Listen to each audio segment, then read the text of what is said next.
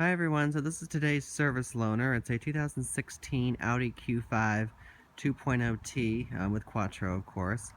The S3 sunroof developed a kind of annoying rattle, so I brought it in, so hopefully they can get that taken care of. And this is my loaner for today. It's got a metallic gray exterior paint color, as you can see. I'm just going to do a quick whip around while we're out here. 18-inch wheels. These are 235 60 R18 Continental cross contact tires. We got xenon headlights up here, fogs, traditional Audi chrome big grille there, power folding mirrors. We got some chrome trim down here and some chrome bars there, smart key access, which I'll show you in a little bit, and of course your traditional rear Audi LED tail lamps and your dual chrome exhaust ports. This is your Audi key right here. It's the older style key that can go into the dashboard. It's got a power lift gate. Plenty of cargo, nice low load lip with a nice metal sill plate there. Simply fold the seats down by pulling these levers here. Not going to bother with that one because I already tried. I know it's going to whack the driver's seat, but just pull that, folds right down. Coming right over here, you can see how much room you got. Push it down and it locks into place. Where you unlock it is this lever down here. So you can see you have a pretty nice load lip. This has got the good, nice cargo mat there. Decent amount of rear seat space. We have this natural grain wood trim here.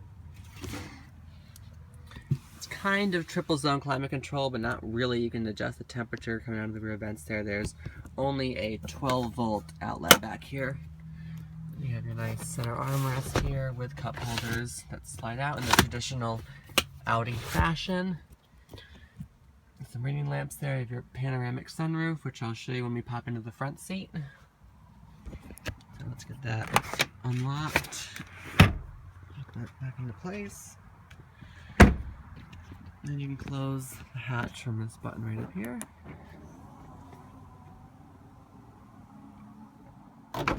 It's pretty speedy and almost silent, so it's nice and refined. Looking in the front here, oops, I forgot to do the smart key demo. So again, with the key, most of you know how these work anyway, but just for demonstration purposes. Lock, you can turn that off, but the power folding mirrors will fold up when you lock the car. They were already folded, but normally they would fold. Just put your hand behind the handle and pull that to lock it. This is your lock button right here, lock pad. That locks it. Unlock it, just go right behind again. Looking at the driver's door here, you can see we have 2-person memory. Your full power controls there, your rear hatch release. The Bang & Olufsen audio system speakers here. You can see the logo right there, kind of, sort of, maybe. Well, anyway, nice metal trim around there. That's so you can tell it's got the B&O audio with the silver accenting around there. And also it's mirrored up on the dash there.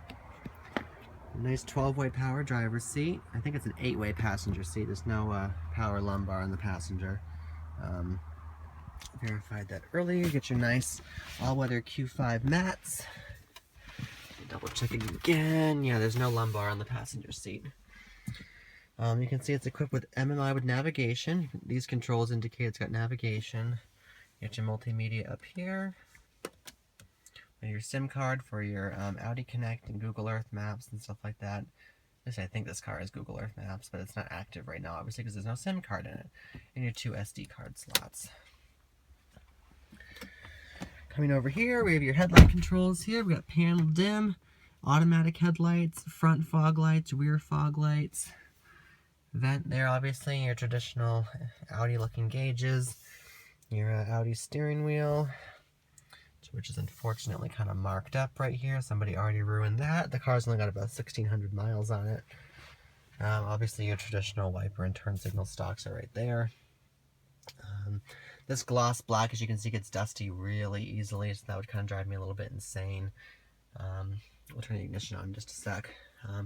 Glove box here. Unfortunately, this is kind of a hard plastic, and when the sun's on it, you can tell it's a different colored black, so it doesn't match, which is kind of annoying. But otherwise, a huge glove box. It's nice and damped and lined. You have a sliding armrest here, which you can ratchet to different positions. This is all felt lined as well, and because it's 1998 apparently, there's a bunch of CD slots. Yeah, this is an older car, but not that old. Then we get another 12-volt power outlet in there. Looking down here, I'm being a little rough with that. Push button start, electronic parking brake. This is a little compartment here, a little cigarette lighter, because again, apparently it's 1998 or 1978 when everyone actually did smoke.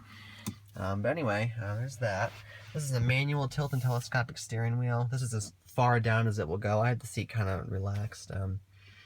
Auto dimming mirror. Why is the sunglasses thing open? Because my sunglasses don't fit. Now in a big-ish, not big, but in an SUV like this, you'd think there'd be enough room to design something that worked, but it doesn't. Not sure lighted vanity thing there. There's no LED interior lighting. The car's kind of too old to have all full LED interior lighting. Universal garage door openers right up there. These are your lighting controls up here. The main one, this is for the sunroof. You tilt it open all different positions like that, and you can tilt it by, I think you just pull it up and down like that, and these two buttons are for the sunshade. And like I said, once I get the ignition on, which we'll do right now, I'll do a quick little demo of that. So you can start it two different ways. You can stick your key in the slot here, or you can put your foot in the brake and push the button start. And there go your mirrors. So you can see the range of motion on the power folding mirrors. I'll fold them manually by turning this around to this position here. Or maybe I won't. Come on. Oh, there we go. You have to push it down. In mine, you don't. In my car, you just turn to the position and it folds. This one, you have to pull it down like that to make them fold. Then I'll just fold them right back out again. There we go. So there's that. Nav is initializing here. So, pretty standard Audi stuff. Dual zone auto climate control with heated seats. Parking. We have front and rear parking sensors and a rear view camera. I'm pushing the graphic button, which corresponds with these 4 quadrants, corresponds with these 4 quadrants. So we have graphic in the lower left, so we're going to push the lower left silver button. And you can see just the sensors range there. You can see there's 4 sensors on the front and the rear. Right back to camera. You can see you've got trajectory, which turns with the steering wheel, and distance markers. There's another mode you can use by selecting this button here to correspond with this quadrant if you want to help parallel park. If you want help parallel parking. This car will not parallel park itself though. So yeah, there's your general look at the interior of the Audi Q5. Let's get this panoramic sunroof back. So I'm going to push this back arrow button here. You can watch the power sunshade.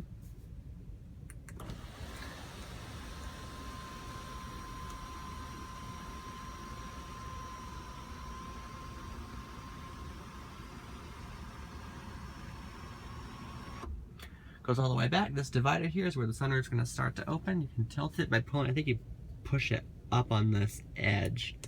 That tilts it, yep. And then pulling it down. It's a weird switch. Then you twist it to open it. And you can see you can ratchet to different positions.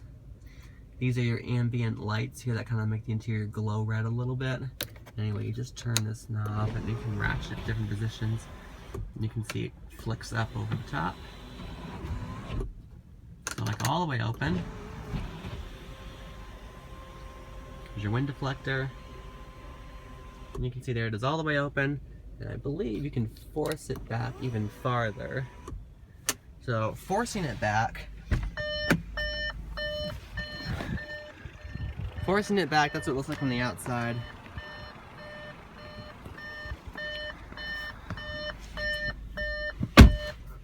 The reason it stops right here and you can force it more is because, let's reset it to the max opening, is because this is the most comfortable position in terms of wind buffeting. So you can force it more, but it is going to be louder.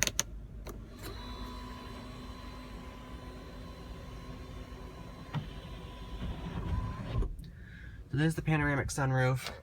Got your typical Audi MMI controls down here. We have quick access to nav, telephone, radio, and media. Back, menu and car. Menu brings you back to the main screen here. And you scroll with the swivel wheel here. Get to all your normal Audi stuff. Going in the car. This is where you change all your vehicle settings, driver assistance, all that kind of fun stuff.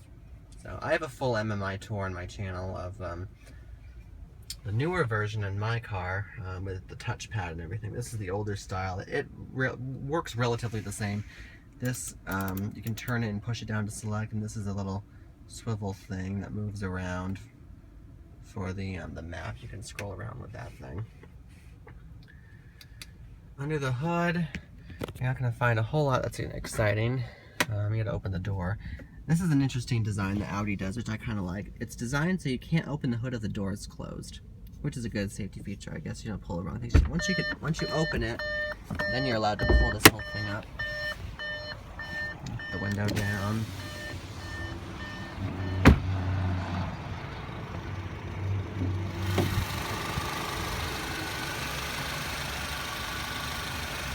Normally I talk about this in the beginning of the video, but it's a 2.0 liter turbo, 220 horsepower, 258 pound-feet of torque, and it's paired up to an 8-speed automatic.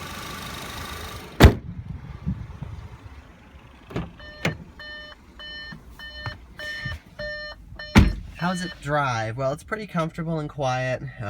It's certainly not a sporty SUV. You need a little bit of body roll. It's really good over speed bumps, so ride quality is pretty good. It's never jittery. These aren't very huge tires to have on a CUV anyway. Transmission's a little bit sluggish in drive. If you pop it over to sport mode, it does crisp up the shifts a little bit. Same thing with sport mode, then going over to manual, it makes it a little bit crisper. Decent amount of torque. One annoying thing is when you have it in drive, it can tend to lug the engine at too low of RPM, which creates kind of a little bit of a 4-cylinder vibration. But it's not bad. This is still one of the most refined 4-cylinders on the market. But I'd much rather have the 3.0T, the TDI, which is the 3-liter TDI, or the SQ5, which would be probably pretty fun. Blind spot monitor in here, I think I forgot to point out. You can just toggle it on and off right here, and this is the LED that lights up when someone's in your blind spot. Same thing on the passenger side over there. Adjustable height shoulder belts. That's pretty much everything. I've rambled on for about 12 minutes, so hopefully you guys enjoyed this quick look and impression of the Audi Q5.